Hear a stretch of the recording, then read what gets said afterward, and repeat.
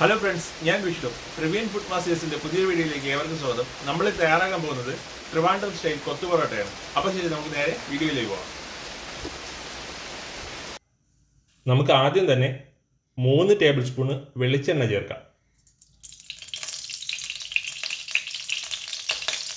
ഇനി നമുക്കിതിലേക്ക് ഒരു 4 ഇറക്ക് കറിവേപ്പില ചേർക്കാം.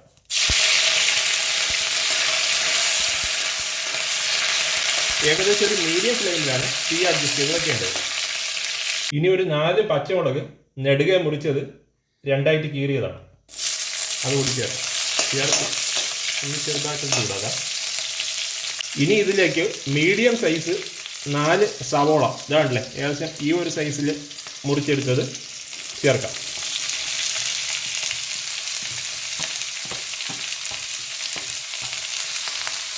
നമ്മൾ ഏകദേശം ഒരു 10 പെറോട്ടയാണ് എടുത്തിട്ടുള്ളൂ. അപ്പോൾ 10 പെറോട്ടയും കണക്കായിട്ടാണ് ഈ മീഡിയം സൈസ് 4 സവോള ഈ കഷ്ണങ്ങളായിട്ട് മുറിച്ചെടുത്തത്.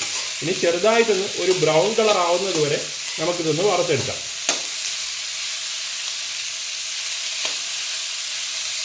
ഇനി ഇതിൽ കുറച്ച് ഉപ്പ് പൊടിയും കൂടി നമുക്ക് ചേർക്കാം. ഈ സവോള പെട്ടെന്ന് വേവുന്നതിന് കണക്കാക്കിയാണ് ഉപ്പിടുന്നത്.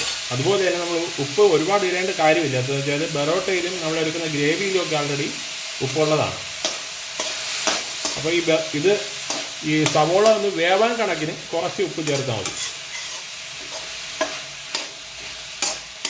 ഇനി സവോള ഏകദേശം കുറച്ചൊന്നൊരു ബ്രൗൺ കളർ ആവുന്നത് വരെ നമുക്കിതൊന്ന് വഴറ്റിയെടുക്കണം.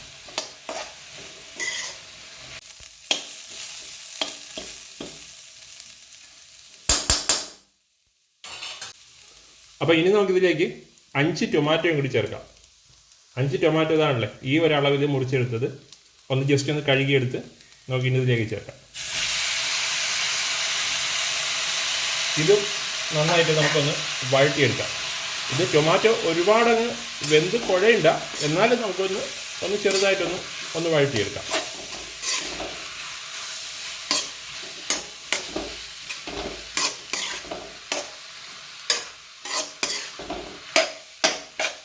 ഇനി സ്റ്റൗ ഒന്ന് ഹൈ ഫ്ലെയിമിലാക്കി വെച്ചതിന് ശേഷം നമ്മൾ എടുത്തു വെച്ച 5 മുട്ട നമുക്കിതിലേക്ക് ചേർക്കാം. അതൊരു ജസ്റ്റ് ഒരു 10-12 സെക്കൻഡ് ഒന്ന് അങ്ങനെ തന്നെ വച്ചേക്കണം. ജസ്റ്റ് ഒന്ന് എന്ന് വെച്ചാൽ അത് ജസ്റ്റ് ഇതൊന്ന് കട്ട് ചെയ്യാൻ വേണ്ടിയാണ്, അല്ലാന്നുണ്ടെങ്കിൽ അത് പൊടിഞ്ഞു പോകും. നമുക്ക് ജസ്റ്റ് ഇതൊന്ന് മിക്സ് ചെയ്ത് കൊടുക്കാം. അതായത് ഈ മുട്ട മാത്രം ഒന്ന് ജസ്റ്റ് ഒന്ന് മിക്സ് ചെയ്യാം.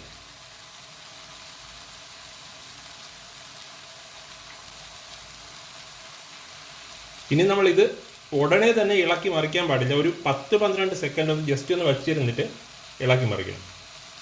ഉടനെ തന്നെ ഇളക്കുകയാണെങ്കിൽ മുട്ട നന്നായിട്ട് പൊടിഞ്ഞു പോകാൻ ചാൻസ് ഉണ്ട്. അപ്പോൾ നമുക്ക് ഇനി ജസ്റ്റ് ഇത് ചെറുതായിട്ടൊന്ന് ഇളക്കിയെടുക്കാം.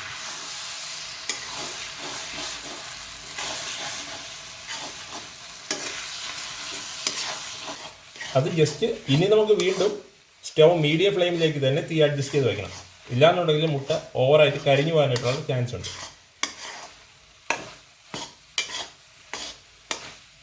ഇനി നമുക്ക് ചെറിയ കഷ്ണങ്ങളായിട്ട് മുറിച്ച് വെച്ച ഈ 10 ബെറോട്ട ഇതിലേക്ക് ചേർക്കാം. ഇനി ഇത് പുറത്ത് കളയാതെ ഒന്ന് നന്നായിട്ടൊന്ന് ഇളക്കിയെടുക്കാം.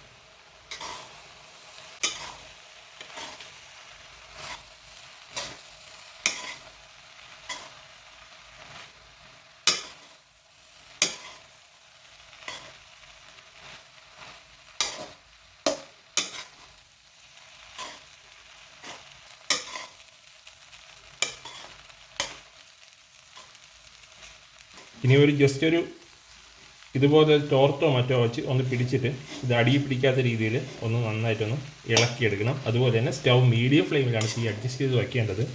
നമ്മൾ ഈ ഉണ്ടാക്കുന്ന സാധനം പുറത്ത് കളയാതെ നോക്കുകയും വേണം.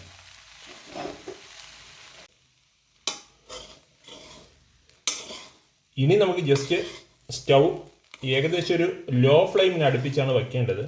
എന്നിട്ട് നമ്മൾ എടുത്തു വെച്ച ചിക്കൻ്റെ പീസ് നമുക്കിതിലേക്ക് ചേർക്കാം. അതായത് ഒന്നുകിൽ ചിക്കൻ കറിയുടെയോ അല്ലെങ്കിൽ ചിക്കൻ പെരട്ടിൻ്റെയോ ആ വേവിച്ച പീസ് ഉണ്ടല്ലോ, അതിലെ ബോണൊക്കെ നമുക്കൊന്ന് മാറ്റിയിട്ട് അതിലെ നമ്മുടെ ആ ഒരു പീസ് മാത്രമായിട്ടുള്ളത് നമുക്കിതിലേക്ക് ചേർക്കാം.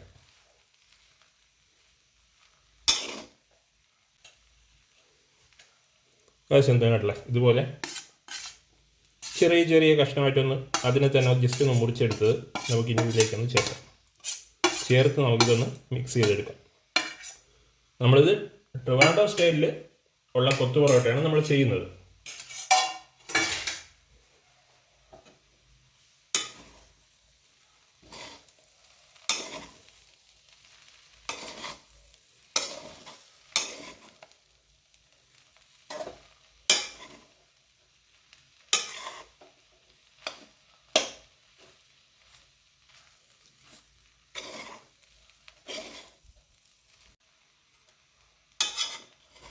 നമ്മളിതിൽ തന്നെ ഏകദേശം ഒരു 10 പൊറോട്ടയ്ക്കൊക്കെ ഏകദേശം ഒരു 20-25 പീസ് അടുപ്പിച്ചുള്ള ചിക്കൻ കഷ്ണം മതിയാവും.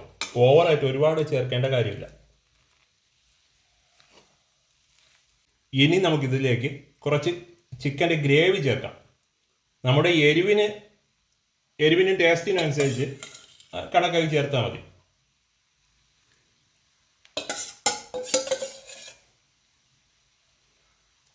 ഇനി ഇത് നമുക്ക് നന്നായിട്ടൊന്ന് മിക്സ് ചെയ്തെടുക്കാം.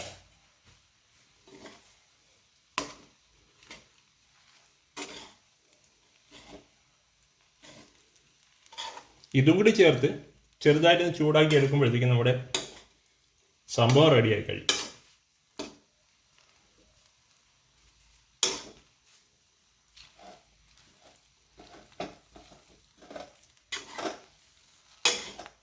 നമ്മളല്ലാതെ സെപ്പറേറ്റ് ഗരം മസാലയും കാര്യങ്ങളൊന്നും ചേർക്കേണ്ട കാര്യമില്ല. എന്ന് വെച്ചാൽ ചിക്കൻ ഗ്രേവി തന്നെ സംഭവങ്ങളെല്ലാം ഉണ്ടാവും. അഥവാ നമുക്ക് നമ്മുടെ ഇഞ്ചി വെളുത്തുള്ളി പേസ്റ്റും സംഭവങ്ങളെല്ലാം ഇട്ടിട്ടുള്ള വേറൊരു വീഡിയോ നമുക്ക് സെപ്പറേറ്റ് ചെയ്യാം.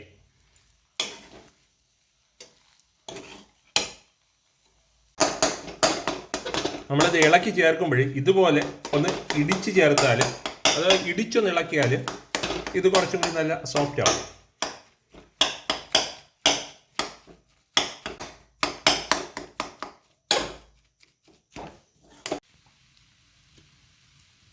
ഇനി നമുക്ക് ഫൈനലായിട്ട് ഇതിലേക്ക് ചെറിയ കഷ്ണങ്ങളാക്കിയിട്ട് മുറിച്ച മല്ലിയില കൂടി ചേർക്കാം.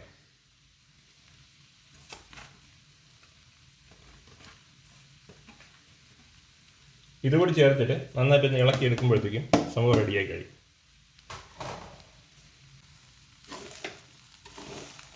ഒരു മീഡിയം ഫ്ലെയിമിലാണ് തീ അഡ്ജസ്റ്റ് ചെയ്ത് വെക്കേണ്ടത്.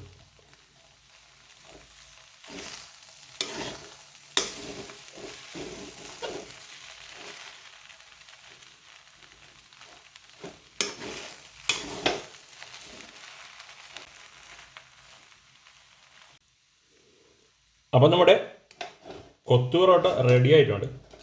ഇതാണല്ലേ, ഇതുപോലെ നല്ല സൂപ്പറായിട്ട് വന്നിട്ടുണ്ട്.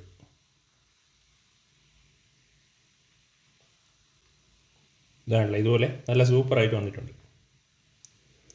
അപ്പോൾ ഫ്രണ്ട്സ്, ഈ വീഡിയോ ഇഷ്ടപ്പെട്ടിട്ടുണ്ടെങ്കിൽ ഒന്ന് ലൈക്ക് ചെയ്യുക, കമൻറ്റ് ചെയ്യുക, സബ്സ്ക്രൈബ് ചെയ്യുക, ഫ്രണ്ട്സിനൊക്കെ ഒന്ന് ഷെയർ ചെയ്ത് കൊടുക്കുക. എന്ന് വെച്ചാൽ നമ്മുടെ സബ്സ്ക്രൈബേഴ്സൊക്കെ ഒന്ന് കുറവാണ്.